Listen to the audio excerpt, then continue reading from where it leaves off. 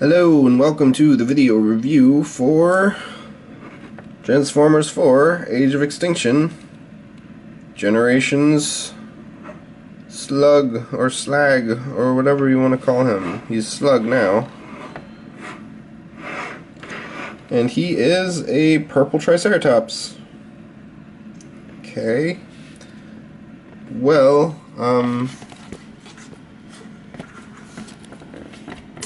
yeah. I have a bit of issue with this mode. He's just not very posable. You can't do really anything at all. And this back part here is supposed to peg in to these little leg bits, but you have to have them lined up exactly right, which is nearly impossible to do, and actually have him be able to stand on all fours. You really kind of need his legs here for him to be able to stand properly. You can peg these in and they'll pop out over and over again, and if you try to move anything at all, they'll pop out over and over again. And I have the same issue with these ribs, where a lot of times if you try to move the arms or anything, these will start disconnecting. Which is just kind of irritating. I like what they did with the transformation. I think it's interesting, but I think it needed a couple more passes before the tolerances were right, and you know, this just needed to be prototyped a couple more times. It's unfortunate.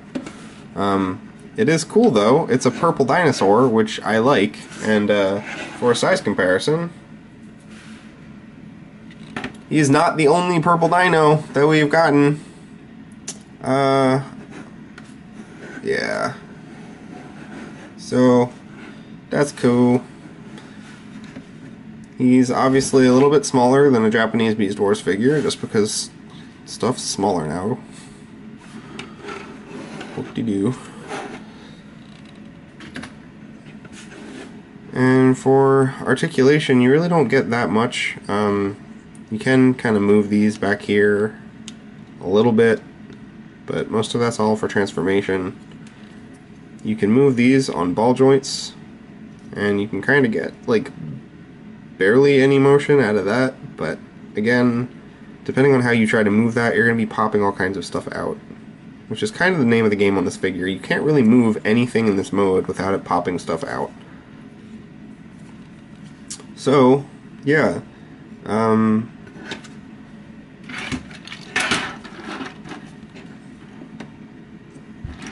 Here he is with crosshairs.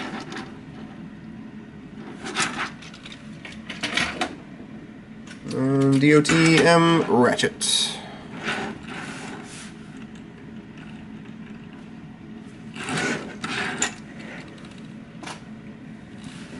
To transform this guy, I'll just push that up that way. Come back here, pull these plastic things out.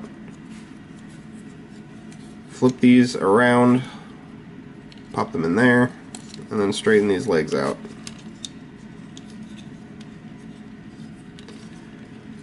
And come around here and unpeg both of these from the sides. Just push them down like that.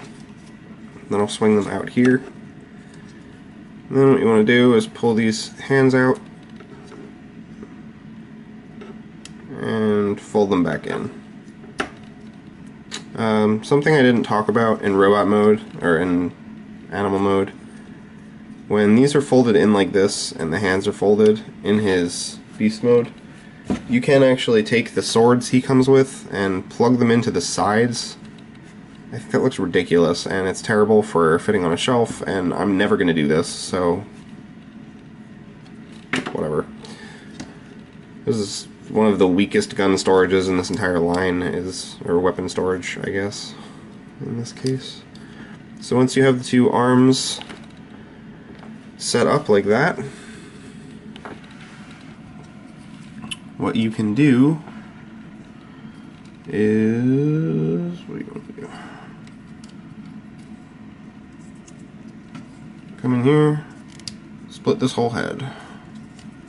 And these two halves are going to fold down and around on these little joints. Now here's one of the fun parts of this mold.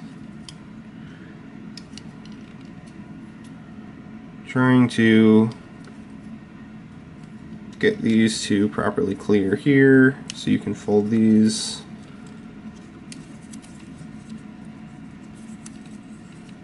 I'm going to fold these back all the way until these two little things are flush and they click in like that. And then you want to take the tabs that are on the elbows here and they plug into the sides of the torso.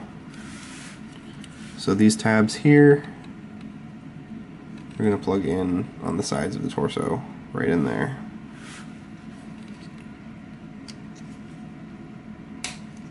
And for some reason, I have more trouble getting these arms to clear these rhino heads than I get actually plugging them in. A lot of other people have a really hard time plugging these things in for some reason. I don't know why. And that just kind of fills out his torso a little bit. You can just fold this whole tail up. I don't know if you saw, but I folded these bits in like that. And you can just kind of stand them up.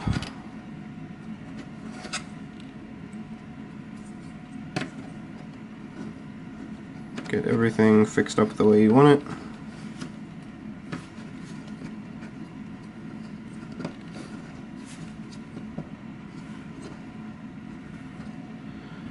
And there you go.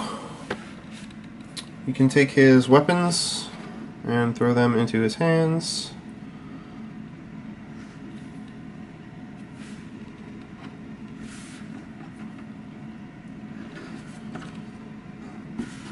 And there you have Slug in his robot mode.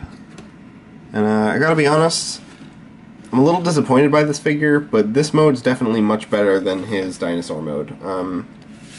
I like the way most of these guys are looking. I'm not a super big fan of this guy's posability, just because he's got a lot of stuff, like this back thing and these big shoulder things that kind of just really limit the amount of articulation you can get out of stuff. It's not terrible. It's not like he's like, frankly, like Killer Punch, who I just showed off the size comparison with. That guy in robot mode is pretty hampered by giant pieces of dinosaur hanging off of him. So they could have done much worse with this figure. I don't dislike it. It's just, it falls in with Hound, honestly, with a figure that I wanted. It's a purple dinosaur. I wanted this to be my favorite in the line, and it just fell short for me. So it didn't fall that short. It's still a really cool looking figure. It's got an okay transformation. I'm not a huge fan of it, to be honest. I normally don't care about hollowness, but for some reason the hollowness in the legs bugs me. Like, they feel very hollow. I don't know if everyone is gonna know what I'm talking about, but like, they sell these fake rocks that you can hide keys in and like put them out in your garden so you can have a hidden key to your house if you ever need one. That's what these feel like to me. They feel like fake hollow key hiding rocks, which is just kind of a weird tactile sensation to get from picking up a toy. But yeah, he's a cool guy. I don't want to sound too lukewarm on this because I don't think he's a bad figure. I just think he misses the mark a little bit. And I didn't want him to, so it makes me sad. But here he is, and here he is next to Slash.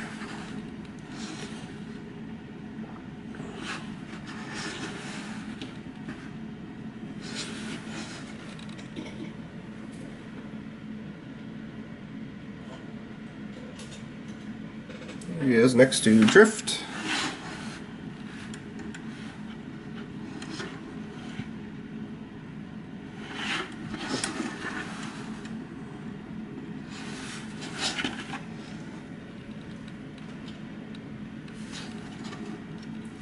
For articulation,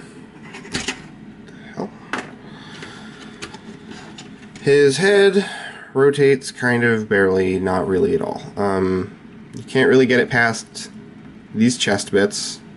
You can't get it up without it popping off the ball joint. So, awesome. Basically, his head articulation is that. This is it. This is the range of motion you're going to get from the head.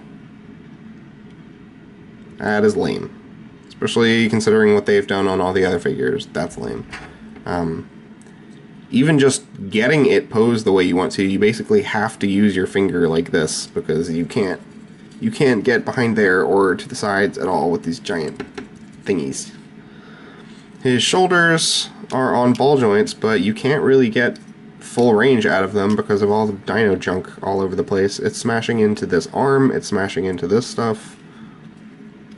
The elbow only goes from there to there, so you're barely getting elbow movement. He has no wrist swivel or anything, it just goes in and out like that.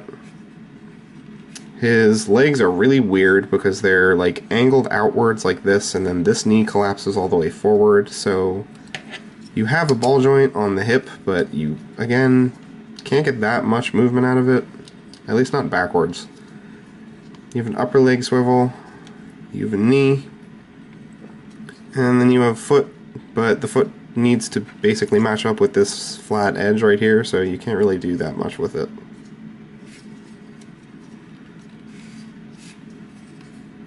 So, yeah, I mean, again, he's not horrible, he's not a bad figure, his posability is seriously hampered by these giant things, and especially this stuff back there. I think this looks cool, like, aesthetically, but I don't know, I would probably trade these not looking as cool on his back. I don't look at figures' backs very frequently for having a little bit more articulation in the arms. But then again, I mean, these are nitpicks. He's a good figure. I still do recommend him, but I probably put him down at the bottom of the list with Hound, unfortunately. It really bugs me that the two figures in this line I had the most excitement for actually ended up being my two least favorite in the line, which is kind of disappointing to me. But whatever, they're all good. I just wanted those to be my favorites, and they didn't actually end up being my favorites, which is weird. So, yeah, I do recommend this guy. I think he's good, but I think you need to know what you're getting. He's a little bit hampered by a lack of posability in both of his modes. His robot mode is good. I like it a lot more than his beast mode. His beast mode kind of falls apart really easily, doesn't pose up very easily, and doesn't look very natural. It's kind of in this like weird slouched down mode, and if you try to pose it out of that too much, you start breaking up the transformation. So take that for what you will. Definitely going to be hanging on to this guy. He's not like going in the trash or anything, but he's definitely not my favorite figure in this line, and he's definitely not my favorite of the Dinobots. Alrighty guys, thank you for watching. I will see you next time for what I believe is my final AoE review until the new waves come out for Galvatron.